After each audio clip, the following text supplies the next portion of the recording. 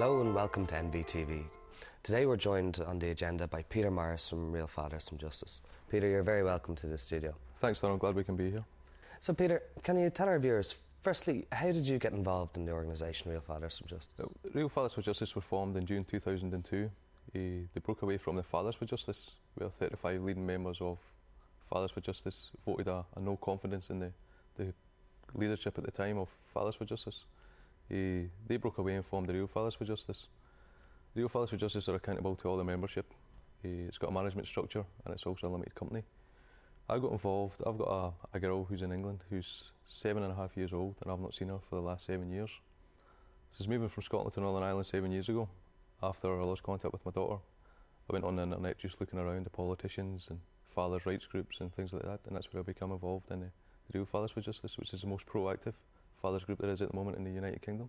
You mentioned there your own case. Can you tell us, why is there a need for your organisation? Family courts are held behind closed doors. Usually in a family court, you'll have a member of the social services going in the court in front of the judge, and you'll have two solicitors going in the court. Usually the mother and father are outside the actual courtroom.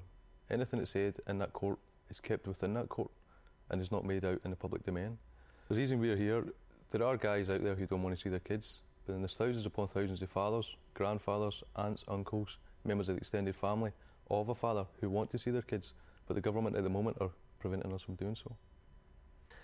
Now, you mentioned there about social services. Your organisation claimed to have evidence that social services are abusing their powers and needlessly breaking up families. Can you tell us about that? The scandal that went on recently over in England, where a couple recorded social services saying they're going to take away their child when it's born, although the parents pose no risk to that child when it is born. That recording, the councils went to the extremes over there of removing that recording from the internet. We actually have a website address where that can still be heard. Social workers go into court usually based upon the mother's side of the story and contest evidence, or what they call evidence, against the father, which a father has no chance of contesting, and they're getting away with it because it's behind closed doors. So you would see this as an equality issue for mothers and fathers? Well, there is an equality. 25% of our membership are female throughout the whole organisation in the United Kingdom. There are females, mothers, who don't get to see their kids, and as I say, we've got 25% membership over here of females. It is an equality issue. There's both sides. Men and women don't get to see their kids, but it's more over men. The figures that we have is 93% of contact orders will be issued to the mother, whereas the father won't have them. Now, the movement you're involved in has been known over the past couple of years for a number of high-scale instances, scaling big ben, chaining yourselves to motorway bridges. What's the ideas behind this? We can't say the Big Ben incident was actually Greenpeace, but Real Fathers for Justice were willing to take the blame for that one. It was a good stunt. The reason they do it, they want to put these things into the public domain, and the only way you can do it is with high-profile stunts. If you see Batman standing on top of Buckingham Palace and someone's going to catch on it and find out what it's all about, one of our activists was actually jailed for breaking into the open golf tournament in 2006, so to speak. He was jailed not for doing that, but for actually breaching his bail conditions. But he's one guy who's willing to go to jail again. The stunts are carried out by certain individuals. Not every activist within Real Fathers for Justice will carry out a high-profile stunt. There's only certain ones who will do it, and the rest of the guys will back them up in doing it. And throwing powder at Tony Blair? Well, that was a good one too. Now, you mentioned earlier that there was 25% of your membership is comprised of women. Do you have any indication of support amongst the wider female population? It's not only the female population. What you've got to look at, when a father's denied access to his kids, it's not just the father who's not seen his kid, it's the father's side of the family. So you're talking the father's brothers, sisters, aunts, uncles, cousins, grandparents. It's a whole side of one family that doesn't get to see their kids. It's not just the father that's not getting to see them. And mothers are the sole reason for that. Do you think women should be forced to pay child allowance or child maintenance if the father has custody of the children? There was a case recently where it was a shared parenting case, and a father was actually billed for the CSA for several £1,000s or tens of thousands of pounds for so many years they didn't pay CSA. There was shared parenting. They've both got the same access to the children. The mother wasn't billed for CSA, yet the father was, and that guy actually went to jail because of that. There was a high-profile media campaign on that. He actually was jailed for that, yet the CSA didn't go after the mother for CSA payments, and it was a shared case. So yes, if a mother has got shared access or if she's not got the kids, she's got vision rights, she should be treated the exact same as a father should. And so is this a case of wider law reform needed then? Throughout the whole board, yes. And so how is your organisation going about that? You said earlier you were talking to some politicians. And at the moment in Northern Ireland, I've been emailing several politicians. Not many of the politicians respond to a father's rights group or a father's rights activist. They just ignore them, point blank. So our next step is to perform some high profile stunts within Northern Ireland, and we'll bring it to the attention of the politicians where we're coming from, whether it be at Stormont, whether it be at the individual politicians' offices, but it will come to light eventually for them. To me, the mother should get always, that's me personally, they should always get custody. You know, they should always get custody of their child. I actually went through it myself, and my mum got it, which was great for us. But to be honest with you, I think it's not fair on other people, because some of my friends have went to their mums and would have rather have went to their dad, you know what I mean? It's just not right, I don't think. Can't just start with the same with their mummy or daddy. It's not fair only to go to one of them. So I think even if the mummy does get custody, the daddy should have a right to see them all the time. There's a bond there between mother and child, though if the mummy isn't fit enough to be a mother, then it obviously the child should go to the father.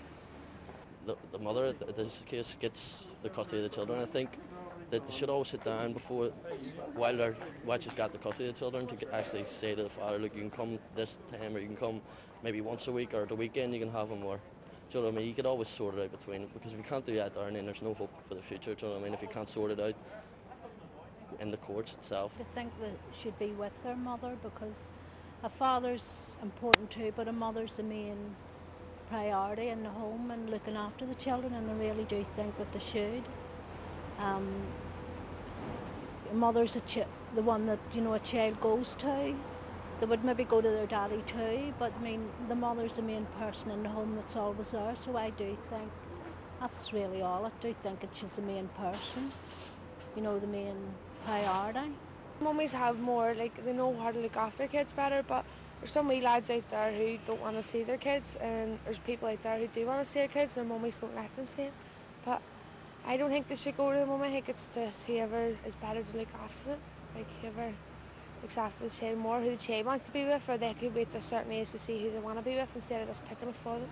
So it's not always the best choice to go to the mummy. And why do you think it is that the politicians aren't responding to you, and that you need to do these stunts? I don't think, in Northern Ireland itself, we don't think they're aware of what's actually going on in the family courts. They've had 30 years of the troubles going on, they've had all that to contend with, and the Assembly coming up and running again. But at the moment, we don't think that they're aware of what's going on in the family courts, but we will bring it to their attention. Whereas on the mainland, people like Anne Widdicombe have pledged their support for Real Fathers for Justice. John Hemming, MP, has pledged his support for FACET, which is a Family Anti-Social Services Inquiry Team. The FACET group are the ones who will petition Parliament, so to speak, regarding all the failings of the social services. So there are a few politicians on the mainland who do support these cases. What are the main priorities for you? What big changes are you looking for? When it comes to contact, it should be shared parenting. That's the first and foremost thing that should happen. Grandparents should have automatic rights to, well, their son's child, so to speak. They should always have constant access to their grandkids.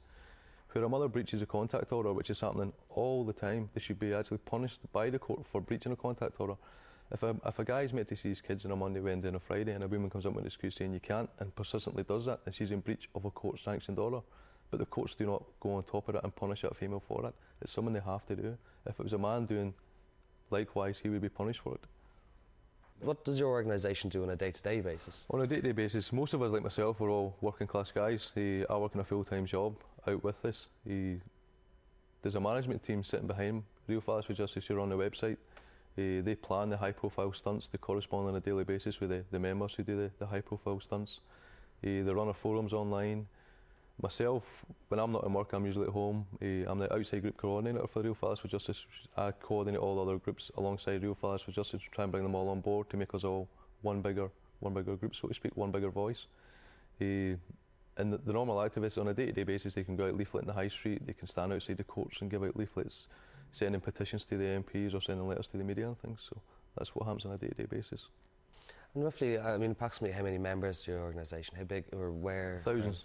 Thousands. We have thousands of members throughout the United Kingdom, and not only throughout the United Kingdom, we've also got